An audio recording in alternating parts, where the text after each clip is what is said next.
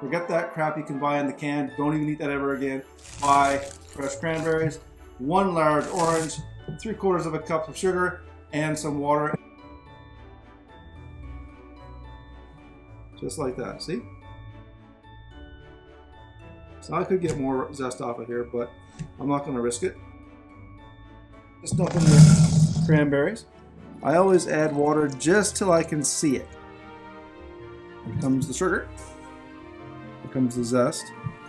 And now we need the orange juice. And if you want, you can start squishing them on the sides. Now, as you can see, it's quite runny, but it will thicken up as it cools. You can use it for the Thanksgiving dinner, and any leftover hello enjoy use with the ice cream. Vanilla ice cream and cranberry sauce are like the best. You can enjoy the flavor of that nice cranberry and the little hint of the orange. It's just fabulous.